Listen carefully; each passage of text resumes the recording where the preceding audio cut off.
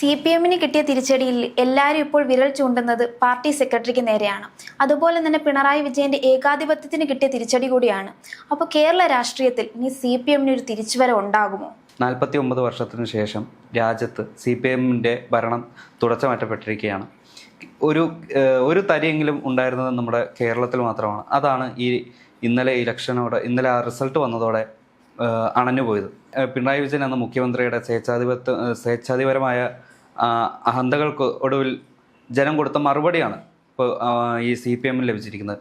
ഇതിന് ഒരു MV ഗോവിന്ദൻ ഒരളവ് വരെ ഉത്തരവാദി കൂടിയാണ്. അതുകൊണ്ടാണ് ഇപ്പോൾ ഈ പിണറായി വിജയനും MV ഗോവിന്ദനുമെതിരെ ഇപ്പോൾ ഫ്ലെക്സുകൾ രൂപപ്പെടുന്നത്. ഇപ്പോൾ മുമ്പ് മുഖ്യമന്ത്രി ചർച്ചകൾ നടന്നിരുന്ന സമയത്ത് അപ്പോൾ ഫ്ലെക്സുകൾ വരുന്നതിനെതിരെ ഇപ്പോൾ CPM കണക്കറ്റ് പരിഹസിച്ചിരിക്കുന്നു. ഇപ്പോൾ അവർക്കെതിരെ ഒരു ബൂമറാങ് പോലെ അവർ തന്നെ വെക്കേണ്ടി വന്നു. ഈ പിണറായി വിജയനും ഗോവിന്ദനും ഒഴിഞ്ഞു പോകണം, അല്ലെങ്കിൽ ഗോവിന്ദൻ വേണ്ട, ഇനി സ്വരാജ് മതി എന്ന രീതിയിലുള്ള പോസ്റ്റുകളും അതുപോലെ ഫ്ലെക്സുകളും ഇപ്പോൾ പലയിടത്തായി ഉയർന്നു കഴിഞ്ഞു. ഇപ്പോൾ കണ്ണൂർ ഒരു പോസ്റ്റ് വന്നിട്ടുണ്ട്. അതിൽ പിണറായി വിജയൻ്റെയും MV ഗോവിന്ദൻ്റെയും ഫോട്ടോയ്ക്ക് ഇൻഡു മാർക്ക്, അതായത് കറുത്ത വര കൊണ്ട് വെട്ടിട്ടാണ്, അതായത് വ്യക്തി ആരാധനയ്ക്കപ്പുറം പാർട്ടിയാണ് വലുത് എന്ന് പറയുന്ന നേതാക്കന്മാരെയാണ് നമ്മൾ പിന്തുണയ്ക്കേണ്ടത്. അല്ലാതെ തൻ്റേതായിട്ടുള്ള വ്യക്തിപ്രഭാവം ഉയർത്തിപ്പിടിച്ച് പാർട്ടിയെ കൊണ്ടുപോവുക എന്നുള്ള നേതാക്കളെ അല്ല വേണ്ടത് എന്നാണ് ഇപ്പോൾ അണികളിൽ തന്നെ ആ ഒരു ബോധോദയം ഉണ്ടായിരിക്കുന്നത്. അത് ഇപ്പോൾ ഈ പിണറായി വിജയനും MV ഗോവിന്ദനും ഒരു തിരിച്ചടിയായേക്കും രാഷ്ട്രീയത്തിൽ.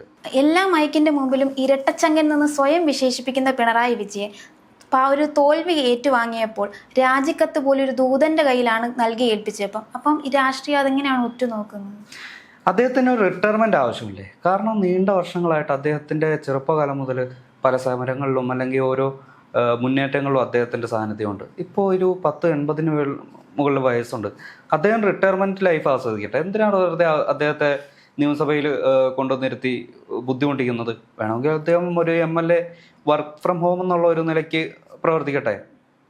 അതായത് കഴിവുള്ള MLA-മാർ നിയമസഭാ സാമാജികരായിട്ട് വരട്ടെ. അദ്ദേഹത്തെ കഴിവത് ഒഴിവാക്കുന്നതായിരിക്കും പാർട്ടിക്ക് നല്ലത്. കാരണം ഈ മുതിർന്ന പോളിറ്റ് ബ്യൂറോ അംഗം എന്ന നിലയ്ക്ക് അദ്ദേഹത്തിന് പാർട്ടി വയസ്സിൽ ഇളവ് നൽകിയിരുന്നു. ഇനി അതിൻ്റെ ആവശ്യമില്ല. ഇപ്പോൾ അദ്ദേഹത്തിൻ്റെ തന്നെ രാഷ്ട്രീയ അന്ത്യം അദ്ദേഹം തന്നെ വരുത്തി വെച്ചിരിക്കുകയാണ്. ഒരുപക്ഷെ ജയിച്ചെങ്കിലും, പിണറായി വിജയൻ ധർമ്മടത്ത് ജയിച്ചെങ്കിലും യഥാർത്ഥ വിജയ് കോൺഗ്രസിലെ ആ യൂത്ത് കോൺഗ്രസ് നേതാവാണ്. CPM-ൽ മാത്രമല്ല CPI-ലും ഇപ്പോൾ കലാപം വന്നുകൊണ്ടിരിക്കുകയാണ്. ബിനോയ് വിഷയത്തെ സെക്രട്ടറി സ്ഥാനത്തു നിന്ന് മാറ്റണം എന്നൊക്കെ പറഞ്ഞു. അപ്പോൾ അതിനെപ്പറ്റി എന്താണ്? അതായത് നമ്മുടെ MV ഗോവിന്ദനെ പോലെ തന്നെയാണ് നമ്മുടെ ബിനോയ് വിശ്വവും. അന്ധമായ പിണറായി ഭക്തിയിൽ സ്വന്തം പാർട്ടിയിൽ എന്തെങ്കിലും അറ്റകുറ്റപ്പണികളോ അല്ലെങ്കിൽ നിലപാട് മാറ്റമോ വരുത്താതെ ഈ പിണറായി തന്നെയാണ് പാർട്ടി എന്ന നിലയിലാണ് ഇപ്പോൾ ഇവർ രണ്ടുപേരും സമാന്തരമായി പോയിക്കൊണ്ടിരുന്നത്. CPI ഒരു ജനങ്ങളുടെ അല്ലെങ്കിൽ പാവപ്പെട്ടവൻ്റെ പാർട്ടി എന്ന് വിശ്വസിച്ചുകൊണ്ടിരുന്ന ആ ഒരു സമയത്ത് പോലും ഈ മറ്റൊരു CPM-നെതിരെ സംസാരിക്കാൻ CPI-യിൽ ഒരാളും മുതിർന്നിരുന്നില്ല. മറ്റുള്ളവർ മുതിർന്നാലും ബിനോയ് വിശ്വം ഇടപെട്ട് അത് തടയുകയും ചെയ്യും. അതുകൊണ്ടാണ് ബിനോയ് വിശ്വത്തിനെതിരെ ഇതുപോലെ ഒരു കുത്തുവാക്ക് ഉയരുന്നത്. അത് മാത്രമല്ല, സ്ഥാനാർത്ഥി നിർണയത്തിൻ്റെ പല ഘട്ടങ്ങളിലും ബിനോയ് വിശ്വം തൻ്റെ സ്വന്തം ഇഷ്ടം അവിടെ ഉപയോഗിച്ചു. മാത്രമല്ല, സ്വന്തം നാട്ടിൽ ഇലക്ഷൻ്റെ തലേ ദിവസം, അതായത് വോട്ടെടുപ്പ് നടക്കുന്നതിന് തലേ ദിവസം തലയാഴത്ത് ആ പാർട്ടി ഓഫീസിന് മുന്നിൽ ഒരാൾ വന്ന് തൂങ്ങി മരിച്ചിരുന്നു. ഒരു കർഷകനായ ഒരു 76 വയസ്സുള്ള ഒരു കർഷകൻ. അദ്ദേഹവുമായിട്ട് 10-28 വർഷത്തിന് മേളിലുള്ള യുദ്ധമാണ് CPI-യുമായിട്ട്. അതായത് രാഷ്ട്രീയപരമായി തകർക്കാനെല്ലാം നോക്കി. ഒരു സാധാരണക്കാരനായ ഒരു CPI-കാരന് അല്ലെങ്കിൽ ഒരു കമ്മ്യൂണിസ്റ്റ് അനുഭവിക്കാതെ ഒന്നും അത് അംഗീകരിക്കാൻ കഴിയാത്ത ഒന്നാണ്.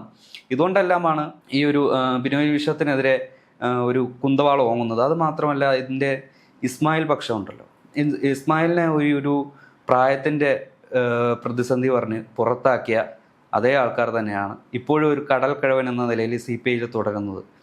ഇതേ അവസ്ഥ തന്നെയാണ് നമ്മുടെ ഈ കേരള കോൺഗ്രസ് എമ്മിന്. ഇപ്പോൾ വാടിയില പഴുക്കുകയല്ല, 4ആയി പിളരുന്ന ഒരവസ്ഥയാണ് ഇപ്പോൾ നമ്മൾ കാണാൻ പോകുന്നത്. മത്സരിച്ച ഒരു മണ്ഡലത്തിലും ജയിച്ചില്ലെന്ന് മാത്രമല്ല, ആ ഒരു കേരള കോൺഗ്രസ് എമ്മിൻ്റെ പതനത്തിന് ഈ റോഷിയാസിന് കാരണമായി എന്നുള്ളതാണ് കരുതാൻ. മരുന്നിന് ഒരാളെങ്കിലും ജയിച്ചിരുന്നെങ്കിൽ അല്പം ഒരു ആശ്വാസം ഉണ്ടായിരുന്നു. ഒരാൾക്ക് പോലും കെട്ടിവെച്ച കാശ് പോലും കിട്ടാത്ത രീതിയിലുള്ള പരാജയം ഏറ്റുവാങ്ങിയാണ് കേരള കോൺഗ്രസ് എമ്മിൻ്റെ ഒരു തളർച്ച ഇപ്പോൾ വന്നിരിക്കുന്നത്. മുഖ്യമന്ത്രി പിണറായി വിജയൻ ഇപ്പം പ്രതിപക്ഷ നേതാവ് എന്ന സ്ഥാനം പോലും വേണ്ട എന്നാണ് പറയുന്നത്. അപ്പോൾ മുഖ്യമന്ത്രി സ്ഥാനം ഇല്ലെങ്കിൽ എനിക്ക് ഒരു സ്ഥാനവും വേണ്ട എന്നാണ് അതിലൂടെ ഉദ്ദേശിക്കുന്നത്. തീർച്ചയായും പരമാധികാരം ഇല്ലാതെ എന്ത് രാഷ്ട്രീയം? ആ രാഷ്ട്രീയത്തിൻ്റെ ഒരു മത്തിലല്ലേ, അല്ലെങ്കിൽ ആ ഒരു ചക്കരക്കുടം കണ്ട കൈയിട്ട് നിൽക്കാത്ത ആരുമില്ലോ. അദ്ദേഹത്തിന് ആ മത്ത് പിടിച്ച് ഉള്ള ഒരു ഭരണമായിരുന്നു 10 വർഷം. ജനം പറഞ്ഞു ഇനി കുറച്ച് നാൾ സഖാവ് അകത്ത് വീട്ടിലിരുന്ന് നെയ്മീനോ അല്ലെങ്കിൽ സാധാരണ മീനോ എന്താ കഴിച്ചോളൂ എന്ന്. അതുകൊണ്ട് തന്നെ അദ്ദേഹം ഇനി പ്രതിപക്ഷ നേതാവ് ആയേക്കില്ല. കാരണം ഞാൻ മുമ്പ് പറഞ്ഞല്ലോ, ഇത്ര പ്രായമായുള്ള ഒരാളല്ലേ ഇതുപോലത്തെ പ്രതിപക്ഷ നിരയിലേക്ക് പുതിയ ഒരാൾ വരട്ടെ. ഇപ്പോൾ കാരണം 102 സീറ്റ് നേടി കോൺഗ്രസ് അധികാരത്തിൽ വന്നിരിക്കുകയാണ്. അവരെ എതിർക്കാൻ ഇദ്ദേഹത്തിന് പാങ്ങുണ്ടാവണമെന്നില്ലല്ലോ, അദ്ദേഹത്തിന് ആ ഒരു ശേഷി ഉണ്ടാവണമെന്നില്ല, ആരോഗ്യസ്ഥിതി ഇല്ല, ഒന്നുമില്ല. അപ്പോൾ ഞാൻ പറഞ്ഞ പോലെ ഇപ്പോൾ ബാലഗോപാലോ അല്ലെങ്കിൽ മരുമകൻ റിയാസോ ആരെങ്കിലും ആവാം, അദ്ദേഹം ആവുന്നതായിരിക്കും നല്ലത്. പിന്നെ സഞ്ചരിക്കാനുള്ള ഒരു ബുദ്ധിമുട്ടുണ്ടായിരിക്കും, നമ്മൾ നേരത്തെ പറഞ്ഞ പോലെ ദൂതൻ വഴി രാജിക്കത്ത് അയച്ചു കൊടുത്ത്. അല്ലെങ്കിൽ കേവലം ഒരു ഭൂരിപക്ഷമെങ്കിലും ഉണ്ടായിരുന്നെങ്കിൽ അദ്ദേഹം ആംബുലൻസിലെങ്കിലും രാജ്ഭവനിൽ വന്ന് ആ ഒരു രാജിക്കത്ത് എഴുതി അടുത്ത അധികാരത്തിലേക്ക് എത്താനുള്ള ഒരു കാര്യങ്ങൾ നേരിട്ട് അദ്ദേഹം ചെയ്തേനെ എന്നാണ് എനിക്ക് തോന്നുന്നത്. കണ്ണൂരിലെ പറഞ്ഞല്ലോ, കണ്ണൂർ CPM കോട്ടയാണെന്ന് തന്നെയായിരുന്നു പറഞ്ഞിരുന്നത്. എന്നാൽ ഇപ്പോൾ CPM-നെതിരെ ഒരുപാട് ഫ്ലെക്സ് ആണ് അവിടെ ഉയരുന്നത്. പാർട്ടി നേതാക്കൾ തന്നെ പറയുന്നുണ്ട് പാർട്ടിക്കുള്ളിൽ ഒരു ജീർണത സംഭവിച്ചു എന്ന്. അപ്പോൾ ഈ പാർട്ടിയിൽ നേതാക്കന്മാരുടെ പിടിവാശിയാണോ ഈ പാർട്ടി ഇങ്ങനെ പൂർണ്ണമായി ഇല്ലാതാക്കാനുള്ള കാരണം? പിടിവാശി മാത്രമല്ല, അത് ചില സ്വാർത്ഥ താല്പര്യങ്ങൾ. ഇപ്പോൾ MP ഗോവിന്ദൻ്റെ ഭാര്യയെ അവിടെ മത്സരിപ്പിക്കാൻ ശ്രമിച്ചതിലൂടെ TK ഗോവിന്ദൻ അദ്ദേഹം മത്സരിച്ചു, അദ്ദേഹം വിജയിക്കുകയും ചെയ്തു. മാത്രമല്ല ധൻരാജ് ഫണ്ട് വെട്ടിപ്പ് ചൂണ്ടിക്കാട്ടുകയും അതുവഴി വർഗവഞ്ചകൻ എന്ന പേര് മുദ്ര കുത്തപ്പെട്ട കുഞ്ഞികൃഷ്ണൻ അദ്ദേഹവും വിമതനായി തന്നെ മത്സരിച്ചു, അദ്ദേഹവും വിജയിച്ചു. ഇപ്പോൾ ഈ കണ്ണൂരിൽ അവിടെ പാർട്ടിക്ക് എന്ത് പ്രസക്തിയാണ് എന്നുള്ളത് അത് ആ പേരിൽ എഴുതി കാണിക്കാമെന്നേ ഉള്ളൂ, പേപ്പറിൽ എഴുതി കാണിക്കാമെന്നേ ഉള്ളൂ. ബാക്കി എല്ലാവരുടെയും അണികളിൽ വ്യക്തമായി കണ്ണൂർ പാർട്ടി കോട്ടയല്ല. തെരഞ്ഞെടുപ്പിൽ പാർട്ടിക്കേറ്റ വീഴ്ച അത് വിശദീകരിക്കാനും അതിനെക്കുറിച്ച് പഠിക്കാനും MP ഗോവിന്ദൻ വിളിച്ച ആ ഒരു സമ്മേളനം ഉണ്ടല്ലോ, അതിന് താഴെ വന്ന ഫേസ്ബുക്ക് കമൻറ്റുകളൊക്കെ നോക്കണം.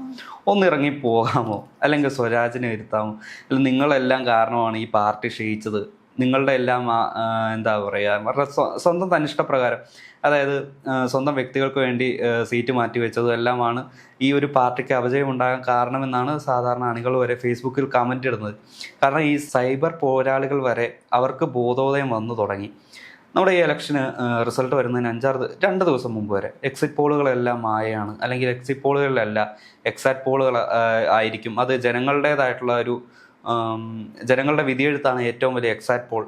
അത് ശരിയാണ്, അത് സംഭവിച്ചു കഴിഞ്ഞു. ജനങ്ങളുടെ വിധിയെഴുത്ത് അത് എക്സാക്ട് പോളായിരുന്നു. അതുകൊണ്ട് തന്നെയാണ് ഈ UDF അധികാരത്തിൽ വന്നതും CPM നിലം തൊടാതെ, അല്ലെങ്കിൽ അതിൻ്റെ 4/1 ഭാഗമായിട്ട് ചുരുങ്ങി ഇപ്പോൾ പ്രതിപക്ഷത്ത് അവശേഷിക്കാൻ പോകുന്നത്.